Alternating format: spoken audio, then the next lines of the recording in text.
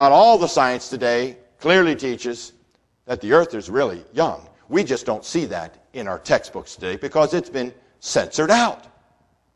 But for people believing this earth is billions of years old, then what was going on for those billions of years before Adam and Eve came on board?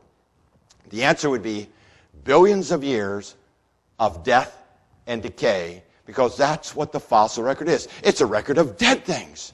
Now picture this. God looks back on billions of years of death and decay and pronounces that very good. You see, if God's very good means billions of years of death and decay, then what else does it mean in the Bible when God calls something good?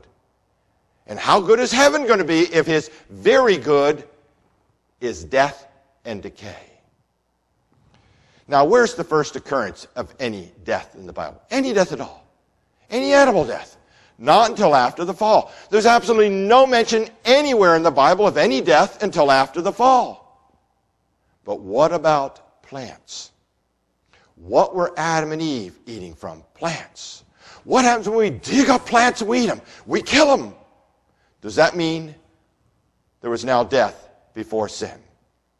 Well, before we make any opinions, I need to make a statement here. I believe Adam and Eve were eating from every kind of plant except one.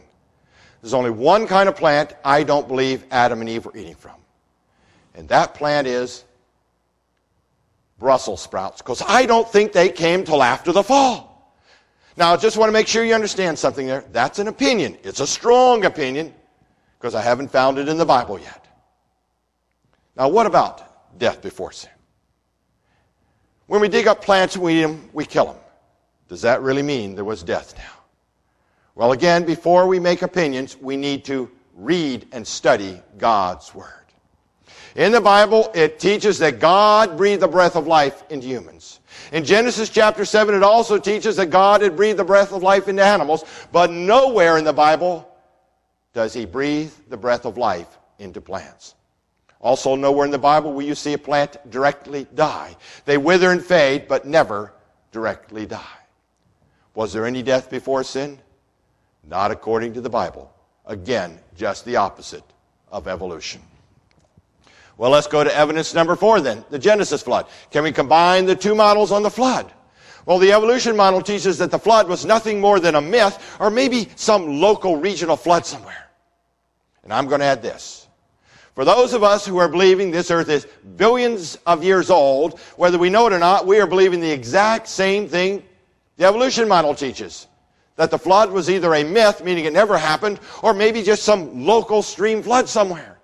Because you cannot have an old earth and a worldwide flood. The two will not go together. Why is that? Well, it has to do with the fossil record. See, evolutionists use certain types of fossils called index fossils to index into the geologic strata to determine the many different ages of Earth history. For example, if we were to find a trilobite fossil, those creatures maybe about an inch long to over a foot long that walk on the ocean floors. If we were to find a trilobite fossil, we immediately know the sediments we found it in are about 500 million years old, because that's what evolutionists believe trilobites lived, died, and would have been buried. If we were to find a Tyrannosaurus rex fossil, we'd immediately know the sediments we found it in are about 80 million years old, because that's when evolutionists believe Tyrannosaurus rexes lived, died, and would have been buried. So you see, they're using these index fossils to index into the strata, determining many different geologic ages of Earth history. But if there was a worldwide flood, when would most all those creatures have been buried? And the answer is, at the same time. And if they're all buried at the same time, that means they all point to one time period in Earth history, not many different geologic ages. So we can't have it both ways. It's not logical to have an old earth and a worldwide flood. So what we need to do now is go to the Bible and see, what does the Bible teach about the flood? Well, a brief overview goes like this. 40 days and 40 nights the floodgates of heaven came down. The springs of the deep were bursting forth, and all land-breathing creatures perished except those on the ark. And the waters covered the highest hills, the mountains, by at least 20 feet. Now that sounds like a description of a flood we have never witnessed. We've never seen anything close to that description. So now let's apply a little science and logic to this description. If I were to take a glass of water here and pour it on a table, what happens to that water? Well, that water hits that table and begins to spread out and spread out. And it will continue to spread until something stops it. Now, why doesn't that water stay there in a nice, neat little pile when I pour it out? Well, one of the answers is called gravity. See, gravity is exerting a force in that water, causing it to spread and spread. Now let's go back to the description of the flood. 40 days and 40 nights the floodgates of heaven. The springs of the deep are bursting forth. And gravity is exerting a force on that water, causing it to spread and spread until something stops it.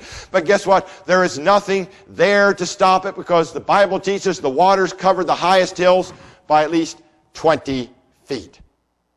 That means this cannot be a local flood unless we don't believe in gravity. And if anyone here tonight does not believe in gravity, you come forth and we'll use you as a test case. You see, when we fully understand science, it always agrees with God's Word. Now, some more logic here. If you want to make this a local flood, then how do we explain why Noah had to have over 100 years to build an ark when all he had to do was go to another land and be safe? If you want to make this a local flood, how do you explain why God had to bring 2 of every land-breathing creature to that ark, including the birds, when they would have been safe where they were at? See, it becomes very hard to understand God's message to us when we begin adding outside information into His Word called evolution. Then we can turn to Genesis chapter 9. In Genesis chapter 9, God is making a covenant. And He calls this an everlasting covenant. And it goes like this: never again will I destroy the world by this type of flood. Well, if you want to make this a local or regional flood, have we had local floods since then? And the answer is yes. We've had devastating floods throughout the world. But then how are we to understand God's everlasting covenant when He said He would never do that again?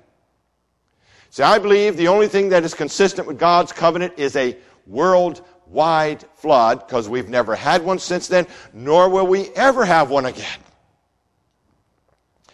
Now the question comes: is there any geologic evidence to support there was once a worldwide flood? And the answer to that is, you betcha. Don't you like science terms? They're easy to understand.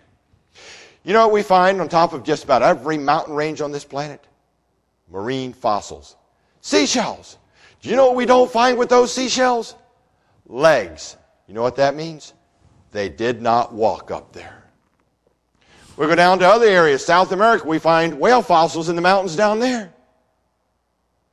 You know what we don't find with those whale fossils? Legs. And we know what that means. They did not walk up there either. How did all these marine fossils get so high up in the mountains all over this planet? Well, there's one explanation, and everybody agrees with it. And that is, at some point in time in the history of this earth, all those mountains had to be covered with ocean water. Now, we know the mountains weren't always this tall. We have good scientific evidence of very rapid mountain growth. But then, how did that water get above the mountains? Well, there are 2 explanations.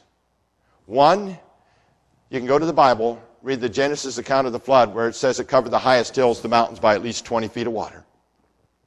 Or you can go to the evolution story, which teaches that over long periods of time, the continents sank and they came back up. And they sank and came back up.